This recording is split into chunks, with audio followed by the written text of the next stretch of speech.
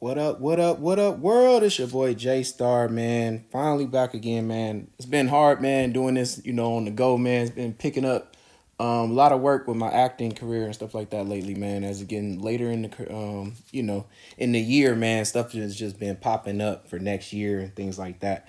So I had to film, man. So been on the go, doing this on the iPad. You already know though. But we gonna get into this showdown, man, for Thursday. Got emails and stuff popping up for real. But anyways, we're gonna get into the showdown right here.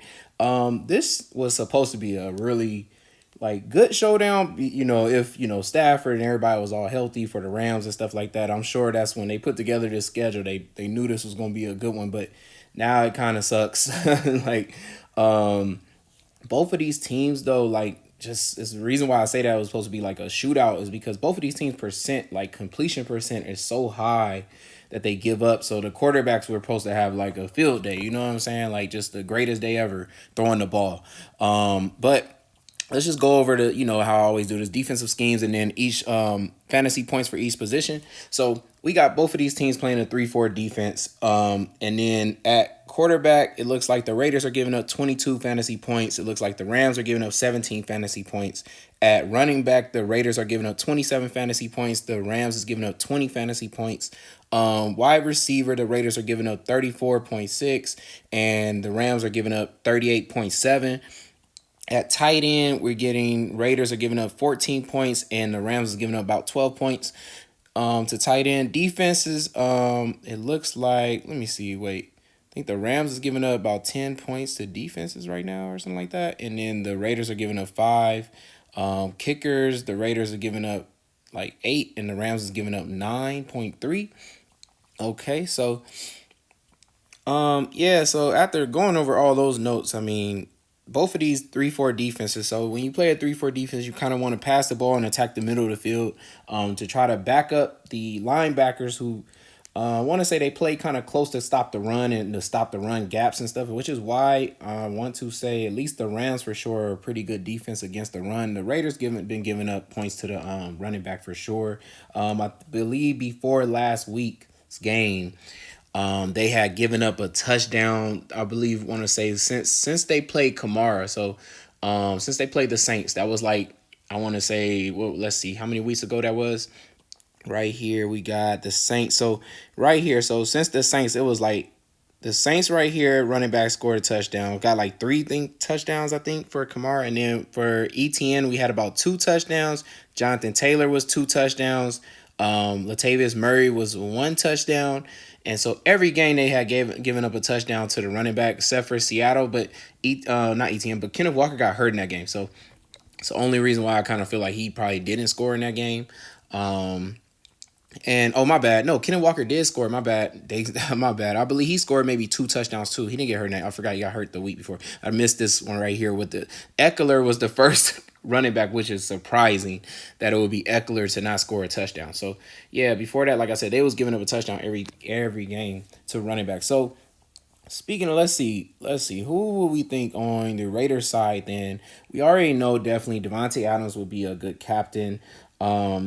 Jacobs is going to have a hard time, but my only thing is if you're letting the Raiders get down the field, easily getting down the field with the passing game, then it's also going to open up multiple opportunities for Jacobs to score. Also, like I say, if you're establishing the pass against a 3-4 defense, it ends up backing up those linebackers and creating a little bit bigger holes for a running back to kind of, gain 5 yards per carry and stuff like that. So it does open up Jacobs to be a captain if you think the pass gets established here and they actually have success. Something like what you just saw with the Seattle Seahawks was able to do. They was able to have success throughout the pass and they got to the goal line, multiple times. Like I said, Kenneth Walker got hurt, so he could have possibly had some goal line rushing, touchdowns and things like that.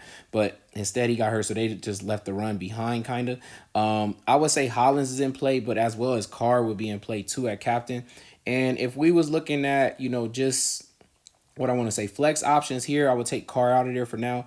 And just looking at other pass catching options or just, I know they give up kicker, so I would say Carlson is definitely in play here. Moreau is definitely in play here. And let's see. Is there anybody else? The Raiders defense is going to be in place since they're giving up 10 points to defense. I would say they're probably another good flex option there. Looks like Abdullah is questionable. And I don't know, Keelan Cole kind of got in like I think one game or so. Had two targets before. If you want to take a dart, dart shot at that, you can. It's probably the only person I would take a shot at down here. Otherwise, I would just stay away from, picking anybody that's like sleeperish play here. But on the other side here, we would have to say, Akers is probably the best captain since I said it was giving up a touchdown to running backs like every week and multiple touchdowns too at that. So if somehow the Rams finally just run the ball a little bit more, or dump it off to Akers a little more, I would have to say he's in play. I mean, if randomly they go to the backup running back more, this Kyron Williams guy, like if he goes, he has a shot, like to be in there than that captain. It just really depends on who they're going to roll with. I know Akers had his best game finally with 19 fantasy points here. So do have that to say. Like he had 19 fantasy points with 2 touchdowns. Let's see. Did he get any pass? No pass attempts really. So, but still was able to get to 19 fantasy points. Like I said, the Raiders have been giving up that. I don't really know besides Akers who would I really want to take at captain on the other side here, y'all? Because quarterback play is is very like you just don't even know, man. Like I said, if it was Stafford, we would be talking about Cup and possibly Stafford captain here. It's so hard to say that I'm gonna pick one of the quarterbacks or the tight end and stuff like that to be captain in this game.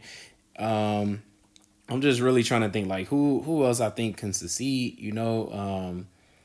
Man, it's like I don't really know. Like Jefferson is, he's okay. He just ain't even putting up nowhere near 20 points fantasy. I think the best person to have that chance is Akers, possibly Higby, I would say. So after going through that though, I mean, we all know like one of the best captains will be Adams, but also I kind of I like Carr in a way, and I like Hollins in a way. So trying to think here because let's see what's to put together with Carr, Devontae, Hollins. Let's see with like the kicker here.